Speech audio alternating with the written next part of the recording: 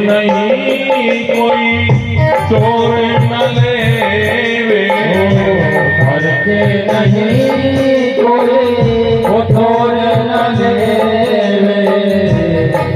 ऐसा धन देखा कभी आपने? संसार का जो धन है, हम जितना खर्च करते हैं उतना खर्च होता जाता है।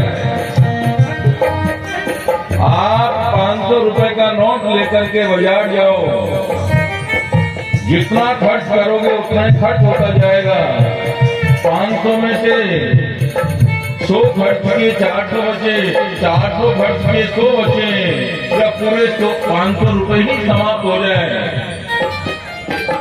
लेकिन ये जो राम नाम रूपी धन है, जितना हम खर्च करते हैं ये खर्चा ही होता है, बढ़ता जाता है, समाया होता जाता है। नहीं धन को कोई जोड़ लौट सकता है, न जोड़ बुरा सकता है तो तेरा लूट सकता है, ऐसा ही धन है। और एक बात देखो, हम संसार का जो हमारा धन है रुपया पैसा है, भारत से दूसरे देश में अगर हम जाएंगे तो हमारा ये पैसा नहीं चलता। वहाँ जाएंगे उस देश की जो करेंसी होगी वो हमको लेनी पड़ती है। भारत के अलावा दूसरे देश में भी जाएंगे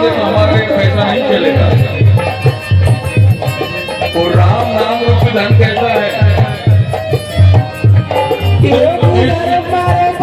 में क्या किसी दूसरी योनि में भी चले जाएंगे, वहां भी ये काम आएगा। आपने जब भरत की कथा सुनी थी, जो भरतलाल ने भजन किया, हिरण बने हैं तो हिरण की योनि में भी वो धनिक के काम आया, जिस योनि में भी हम जाएंगे ये धन हमारे काम आएगा। यहाँ का धन तो यहाँ का यहीं रह जाएगा। हम कितना भी जोड़ लें,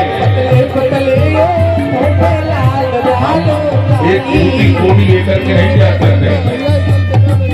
आपने देखा होगा किसी की मृत्यु होती है तो पीछे से उसके ऊपर कैसे गिरते हुए जाते हैं, क्यों? भाव क्या होता है?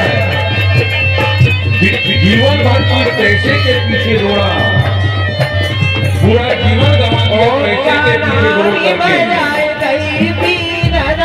अब तेरे ऊपर हम ये देखते हिम्मत हो गई किसी गोली भी ले जाकर के दिखा रहे, जिस पैसे के लिए तूने जीवन गंवा दिया, अब इसमें से तो पैसा तो लेकर दिखा। घर के नहीं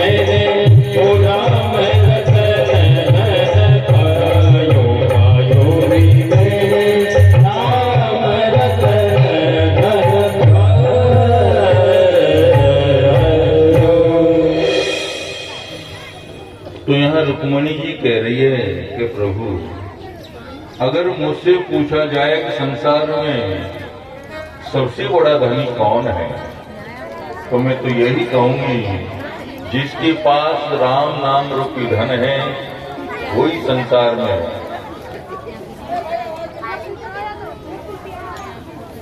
सबसे बड़ा धनी है।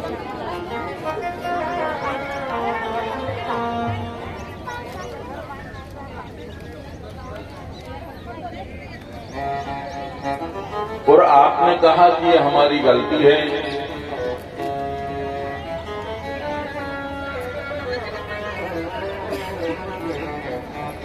तो मैं संसार के माताओं से कहना चाहूंगी,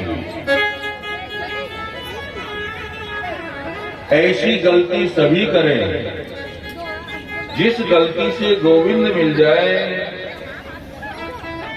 वो गलती गलती नहीं, ये तो समझदार लोगों का काम है।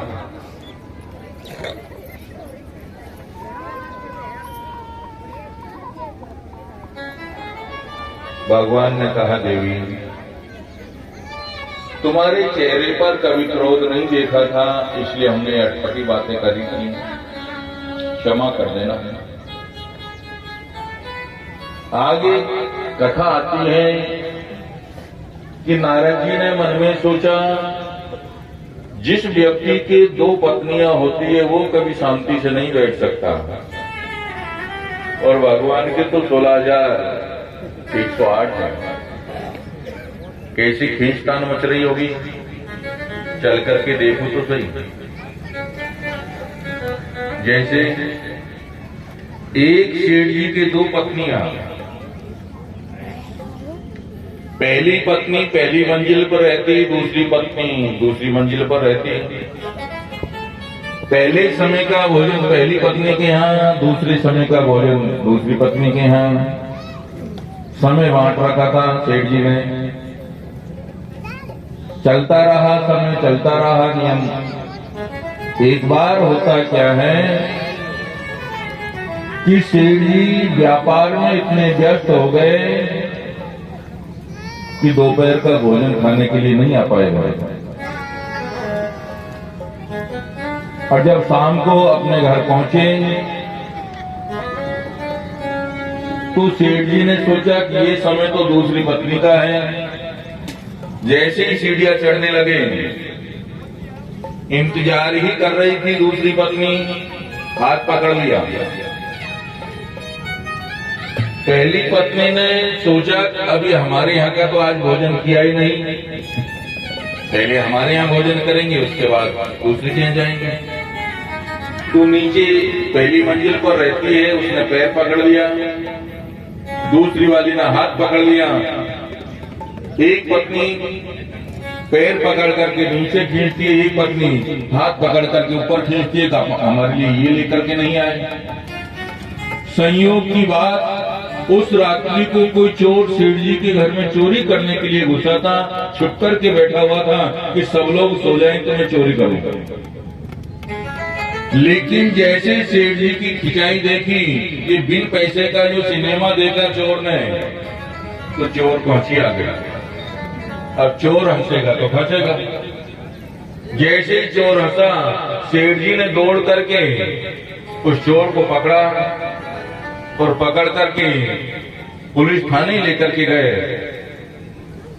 और पुलिस अधिकारी से कहने लगा, सुनो साहब, हम शरीफों के घर ये चोर चोरी करने आया था। पुलिस अधिकारी ने कहा, क्यों चोरी करने गए थे? आप पकड़े गए, झूठ बोलने से फायदा क्या? तो चोर ने भी कह दिया, हाँ साहब, हम चोरी करने गए थे। पुलिस अधिकारी ने कहा, कैसी सजा देंगे? ऐसी सजा देंगे कि जीवन में याद रखोगे। चोर ने कहा, महाराज, जो सजा आपको देना है दे लेना, लेकिन वो सजा हमको नहीं देना जो सेठ जी को मिली हुई है। वो सजा हमको नहीं देना जो सेठ जी को मिली हुई है, नहीं तो जीवन भर खिंचाई चलती रहेगी। आप और कोई सजा देंगे तो उसकी एक समय सीमा है कि कितने दिन हमें जेल में बंद रखेंगे, लेकिन अगर सेठ जी को जो सजा मिली हुई है वो तो जीवन भर ही खिंचाई चलती रहेगी। नारद जी ने मन में सोचा, जिसकी 2 पत्नी होती है वो कभी शांति से नहीं बैठ सकता, और भगवान के तो 16,108 है, कैसे खिंचाई चल रही होगी। तो नारद जी जिस महल में जाते हैं, उस महल में उस रानी के साथ में भगवान द्वारकाधीश है।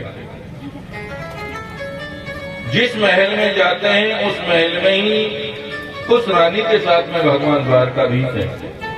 यानी कि भगवान द्वारकाधीश ने जितनी रानियां हैं उतने ही महल बनवा रखे हैं, और प्रत्येक रानी के साथ